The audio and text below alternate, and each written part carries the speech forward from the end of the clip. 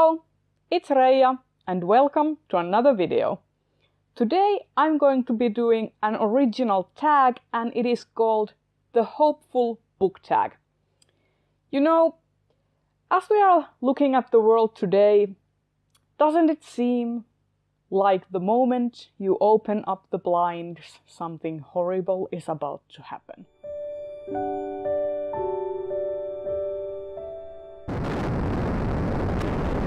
So, with that in mind, I thought that I want to create a tag that celebrates hope and positivity and cozy feelings and all things nice. So, with that said, dress up in your coziest outfit, get your beverage of choice, and let's get started with the Hopeful Book Tag.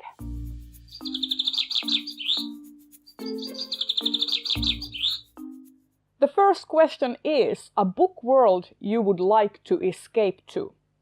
And my choice for this question is definitely the Middle-earth, and specifically in Middle-earth, the Shire.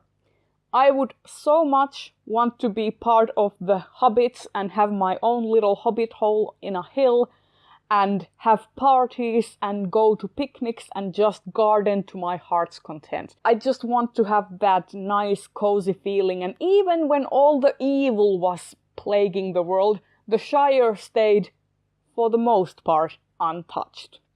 So a book world I would like to escape to is the Shire. Question 2, a romance that left you all mushy inside. And with this question, I specifically want to talk about those romances that are, for the most part, uncomplicated and are just warm and fuzzy and give you that sense of escapism that you can't have with real-life relationships because they are all messy in some ways. So I'm just gonna talk about all the fuzzy, mushy romances that I've come to love and enjoy in the past years. Starting with Alec and Seragil in the Night Runner series. I love these two. They have a wonderful mutual respect towards each other. Their romance is very slow burn and it's just wonderful to see it come to fruition during the course of these books. If I remember correctly, they actually didn't get fully together until the third book, which is impressive. Even more impressive is that Lynn Flewelling actually manages to keep the tension and manages to keep you rooting for that romance. It doesn't become cumbersome to follow. Wonderful. Definitely recommend you pick up Night Runner because that romance, guys. And then I have Kaeya and Sava from Kimi ni Todoke, and it is such a blast. Not only is the series a complete blast, but the romance in this. Oh boy, the romance in this book is so heartfelt, so warm, and it's also based on mutual respect and these people liking each other for who they really are. Savako is a character who has trouble expressing herself. She is a wonderful cinnamon roll, but she has trouble expressing her true feelings and making herself understood. And because of that, people usually have the wrong opinion of her. But Kaeya sees through all that and sees her through colors, and they just have this beautiful slow burn romance that just blossoms, and also we get to see their relationship grow and how they grow up as people, because this manga series starts when they are in high school and it follows their whole high school years. And it's so great, so wonderful, and definitely a series that makes me feel all mushy inside. And then I have Maria and Shin from A Devil and Her Love Song. And this is another series where you have a character that is often misunderstood. Maria is very blunt. She is very kind of emotionally reserved, and she has her own kind of moral compass and her own way of viewing the world, and that causes problems with her relationships because people usually tend to view her as a kind of bully and a bad girl, even though she really is a complex human being. And her relationship with Shin Meguro is so beautiful. They're both kind of Shin is kind of angsty and kind of that musical genius type and can't really express his true feelings very well. And Maria is kind of, she easily misunderstands people and doesn't really get romance and stuff. So just seeing these two and seeing their relationship blossom first by becoming friends and then developing into something more romantic is just wonderful, and I highly recommend this series. It is also very well drawn and features a very nice message about not bullying people and to stand up to authority figures who misuse their power. And just, I could go on and on why this series is very good, but for now, suffice to say that it has a very mushy romance too. Question 3, a friendship we should all aspire to have. For this, I'm going to go with Agnieszka and Kasia from Uprooted by Naomi Novik. This friendship between these two females is serious goals. They care for each other, even though they have a complicated past. They strive to be better for each other, and they strive to be stronger, and they will do anything for each other, and they both grow as people, and I just love their friendship. Their friendship was my favorite thing in this whole book. So I just loved it. Definitely a friendship that inspires me to treat all my real-life friends better.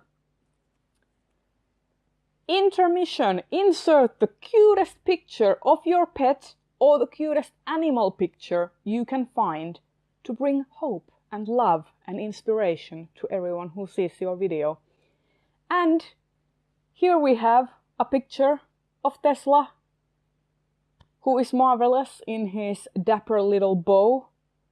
And here we have a picture of Hedda, the grumpiest of grandmas in all of catterdom. So both my cats are represented. Question 5, a character in a leadership role that inspires you.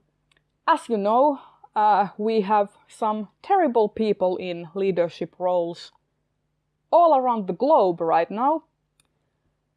But we are not going to talk about those kinds of leaders. We are going to talk about the inspirational leaders, the leaders you would want to have, the leaders you would want to be. And for this, first I'm going to say Olivier Mira Armstrong from Fullmetal Alchemist by Hiromu Arakawa. Olivier is one of my favorite female characters. She is a general, she is a military commander, she is ruthless, she is ambitious, but she always puts the lives and feelings of her subordinates ahead of her own, and I love her. She's always thinking of the common good, and she's always thinking the needs of the many, so to speak. So definitely Olivier is a leader that inspires me. And then I have Verity from the Farseer trilogy by Robin Hobb. Verity is very similar to Olivier in that he is thinking about the needs of the many, and he is actually pushing himself to his limits and doesn't really think about the cost that governing has on his own body, just that he wants to save as many people in his domain as possible, and he's always thinking about the people he's governing and how their lives are affected by different things and how he can make things better. And I love Verity. He's also a very funny character, and I just wish we all had leaders like Parity. And then question 6, the final question. Recommend 3 books that fill you with hope. First, I want to mention Det osynliga barnet by Tove Jansson, or The Invisible Child. This is a story about a child or a girl that has lived in such abusive conditions that she has become invisible to escape her plight. And Tuutikki brings her to the Moomin family, and the Moomin family coaxes the girl into being visible again. She finds friends and love and acceptance, and I just love this. This has a very wholesome message and a very pure feeling. It was one of my favorite Moomin books as a child, especially since I was severely bullied in school, and it definitely felt that I was becoming invisible. So I love this, definitely recommend. It really brings light to dark times. Next I have The Long Way to a Small Angry Planet by Becky Chambers. I just loved how this book handles future politics, future growth of the human race, and also the central relationships between the Wayfarer crew. They just bring a smile to my face and make me think about how life can be improved and how things are going to be improved if we all just work together. This book has so many different characters, so many different attitudes, political attitudes, different species, different sexual orientations. It has everything. People with different paths, and they all come together and they work together and they form these close friendships. And I just can't help but be inspired by that and marvel at it. And this book should be synonymous with hope. And finally, the third book I want to mention is The Goblin Emperor by Catherine Addison, or Sarah Monette. And I want to mention this because this book is literally about building bridges and forming relationships and forming alliances instead of burning bridges. It is the story of Maya and how he unexpectedly becomes king, or the emperor, when his father and all of his brothers who are in line to the throne before him get killed in a suspicious dirigible accident. And it is about how Maya, despite facing awful racism from everyone in court, becomes accustomed to his role as emperor and starts to make changes to make the society and to make the elf empire into a better place for everyone. And it is so wholesome, it is so wonderful, and as I said, it is about building bridges and reaching out instead of destroying things. So much love. And if you want, you can tag people. I am going to tag people. The description box will be filled with all the people I'm going to tag, and if anyone else wants to do this, please feel free. I want everyone to do this tag. I want to bask in hopefulness and positivity and hopefully make a playlist where all of these tags and all of the versions of this tag can be viewed in one go. Because who doesn't want hope and love and positivity in their lives? I know I do. So with that said, I hope you liked this video. If you did, please consider giving it a thumbs up. Subscribe to my channel if you want to see more, and I will see you in another video very soon. Bye bye!